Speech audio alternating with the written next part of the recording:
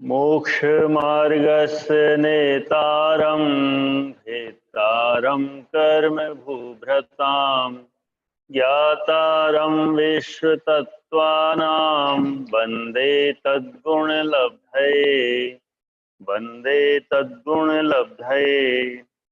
मैत्री प्रमोद कारुण्य माध्यस्थ्यानिच सत्वगुण अधिक क्लिश्यमान अविन्यशो।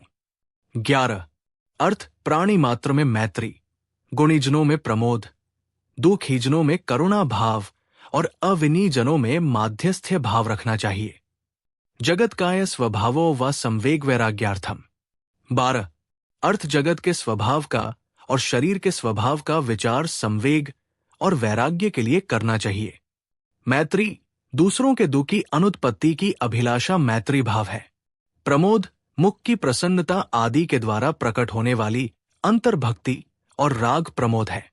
कारुण्य दीनों के प्रति अनुग्रह भाव कारुण्य है। माध्यस्थ्य रागद्वेष पूर्वक पक्षपात का अभाव माध्यस्थ्य भाव है। सत्व अनादि कर्मबंध के वश से जो दुखी होते हैं वे सत्व है। सत्व जीव का पर्यायवाची शब्द है। गुणाधिक सम्यक ज्ञानादि गुणों से प्रकृष्ट को गुणाधिक कहते हैं। मैत्री मित्रता भावना।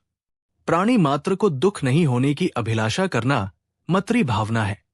मैत्री भाव चारों गति के सर्व जीवों के प्रति रखना चाहिए।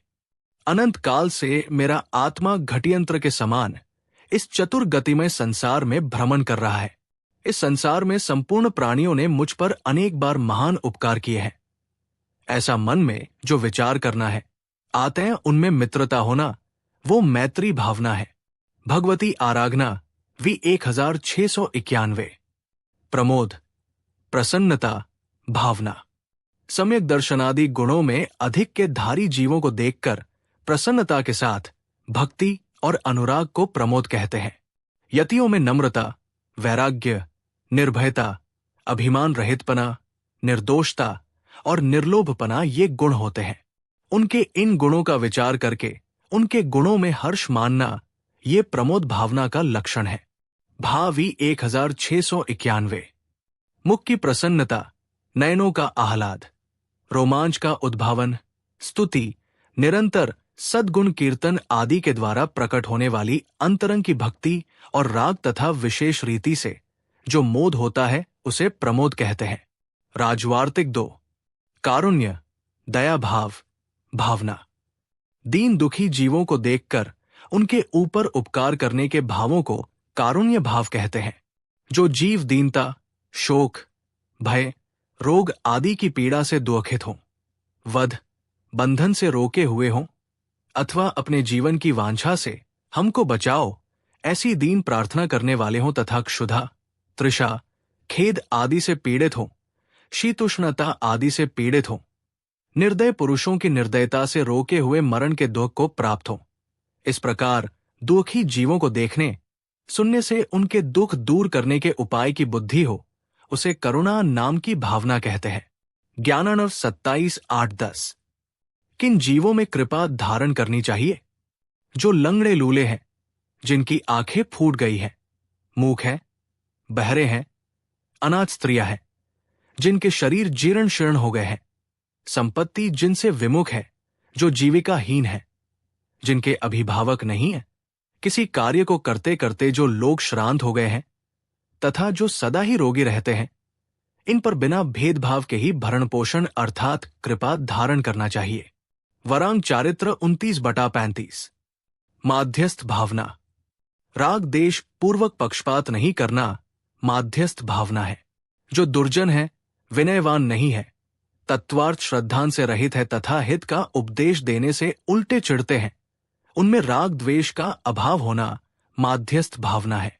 जो प्राणी क्रोधी, निर्दय हों, मधु, मांस, मद्य और परस्त्री में लुब्ध तथा व्यसनी हों, अत्यंत पापी तथा देवशास्त्र गुरुओं के समूह की निंदा, अपनी प्रशंसा करने वाले तथा नास्तिक हों, ऐसे जीवों में रागद्वेष रहित मध्यस्थ भाव होना उपेक्षा है और उपेक्षा ही माध्यस्थ्य भावना है। ज्ञानानव 27:13-14।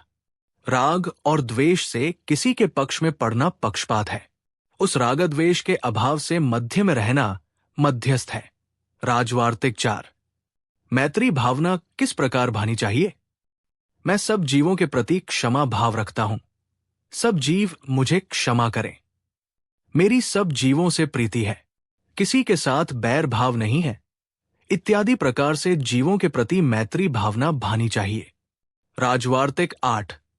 प्रमोद भावना किस प्रकार करनी चाहिए? सम्यक दर्शन, सम्यक ज्ञान और सम्यक चारित्र आदि गुणाधिक के प्रति वंदना, स्तुति, वैयावृत्य आदि करके प्रमोद भावना करनी चाहिए। राजवार्तिक 8। कारुण्य भावना किस प्रकार भानी चाहिए?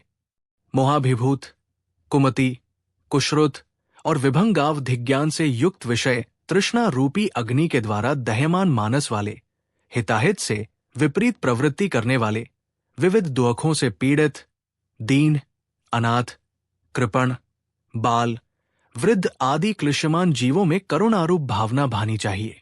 राजवार्तिक 8। माध्यस्थ्य भावना किसमें भानी चाहिए? ग्रहण, धारण, विज्ञान और उहापों से रहित, महामोहाभिभूत विपरीत दृष्टि और विरुद्ध वृत्ति के प्राणियों में माध्यस्थ्य भावना रखनी चाहिए। राजवार्तिक 8। मैत्री आदि भावनाओं को भाने से लाभ। इन भावनाओं में रमता हुआ योगी अतीन्द्रिय सुख को प्राप्त करता है, अध्यात्म का निश्चय करता है, जगत के प्रवर्तन में तथा इंद्रियों के विषयों में मोह को प्राप्त नहीं होता है। ऐसे योगी के मोहनिद्रा नष्ट हो जाती है और योग निद्रा स्थिति को धारण करती है। उन्हीं के तत्वों का निश्चय होता है। इन भावनाओं को भाता हुआ मुनि उदासीनता को प्राप्त होकर इसी लोक में मुक्त के समान प्रवर्तता है। उनके रागादि का बड़ा क्लेश ध्वस्त हो जाता है तथा मोक्ष मार्ग प्रकाशित होता है। ज्ञानानव 27:15-19।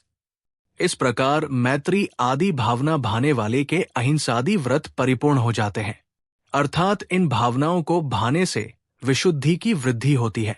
श्लोक वार्तिक 6/559। मैत्री आदि भावनाओं को भाने का फल। समस्त प्राणियों के साथ मित्रता रखने से चंद्रमा के समान स्वच्छ कीर्ति की प्राप्ति होती है। बुद्ध पूज्यता, विद्वानों में प्रेम रखने से कामदेव के समान सुंदर रूप और धीर वीरता की तथा समस्त प्राणियों पर दया भाव रखने से शरीर में कांति, निरोगता, धन धान्य, पृथ्वी, उत्तमोत्तम महल और सर्वोत्तम सुख की प्राप्ति होती है। शत्रुओं तक के साथ कर्णप्रिय मधुर वचन बोलने से, माध्यस्थ्य भाव रखने से समस्त शास्त्रों को अवगाहन करने वाली निर्मल बुद्धि की प्राप्ति होती है। सूरस 866-68। महाव्रतों को दृढ़ करने के लिए भावनाओं। महाव्रतों को दृढ़ करने के लिए सर्वजनों में मैत्री भाव, गुणीजनों में प्रमोद भाव, दुखी जनों में कारुण्य और अविनीजनों में माध्यस्थ्य भाव रखना चाहिए। धैर्य धारण करना, क्षमा रखना, ध्यान धारण करने में तत्पर रहना और परीक्षों के आने पर मार्ग से च्युत नहीं होना, ये 4 उक्त व्रतों की उत्तर भावनाएं हैं। महापुराण 20/166। जगत, संसार का स्वभाव, आदिमान और अनादिमान परिणाम वाले द्रव्यों का समुदाय ही ये संसार है। इस संसार में ये जीवात्माएं देवनार की मानव और तिर्यंश स्वरूप चारों गतियों में अनेक प्रकार के दुखों को भोग भोग कर परिभ्रमण कर रही है। इसमें कोई भी वस्तु नियत व स्थिर नहीं है। जीवन जल बुदबुदे के समान चपल है। भोग संपदा विद्युत और मेघ के समान क्षण भंगुर है। ये अनादि निधन है, अनियत है। नाना योनियों में दुख भोग रहे हैं। संसार में क्षण मात्र के लिए भी सुख नहीं है। यहां कुछ भी शाश्वत नहीं है, ऐसा विचार करना चाहिए। शरीर, काय का स्वरूप।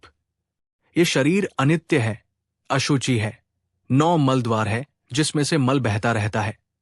ये शरीर निस्सार है, दुख का कारण है, ऐसा जानकर हमें इस शरीर के स्वभाव का विचार करना चाहिए। ऐसा जानकर इस शरीर के प्रति वैराग्य भावना उत्पन्न होनी चाहिए। ये शरीर रूपी झोपड़ा माता के रज और पिता के वीर्य से उत्पन्न हुआ है। हड्डी आदि सप्तधातु स्वरूप है। महा अशुभ है। भूख प्यास, काम, वृद्धावस्था, क्रोध और अनेक प्रकार के रोगों की ज्वालाओं से व्याप्त है तथा विष्टादि महा अपवित्र पदार्थों का घर है।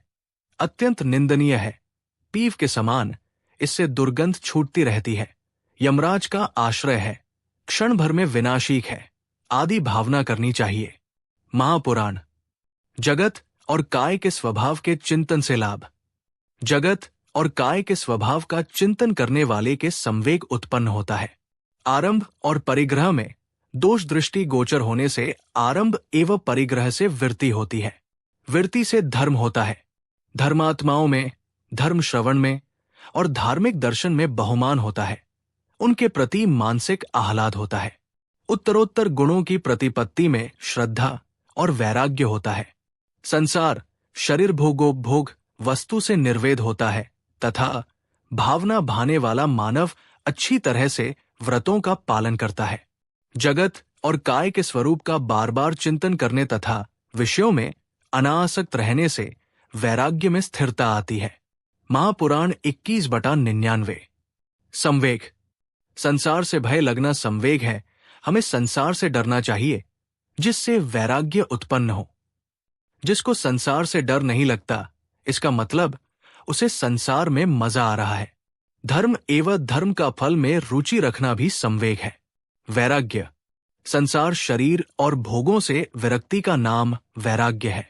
जिसमें राग ना हो, द्वेष ना हो, सभी जीव समान दिखे तथा अब संसार परिभ्रमण नहीं करना, ऐसा भाव होना वैराग्य है। राग के कारणों का अभाव होने से विषयों से विरक्ति होना वैराग्य है। विषय अर्थात पांचों इंद्रियों के विषय से विरक्ति ही वैराग्य है। चारित्र मोहनीय कर्म के क्षय, उपशम क्षयोपशम पांचों इंद्रियों के विषय से विरक्त हो जाना वैराग्य है। इस प्रकार से हमें अपने परिणामों को चेक करना चाहिए। आचार्य कहते हैं कि अगर आपको वैराग्य भावना भानी है तो संसार और शरीर का चिंतन करना पड़ेगा। कैसा संसार है, कैसा शरीर है, जब हम इस प्रकार भावना भाएंगे तो हमारी ये स्थिति हो जाएगी कि एक दिन हम इनसे छूट जाएंगे। इसी बात को प मंगतराय जी ने 12 भावना में बताया है। केसर चंदन और सुगंधित वस्तु देख सारी, दे परसते हुए अपावन निष्दिन मल जारी।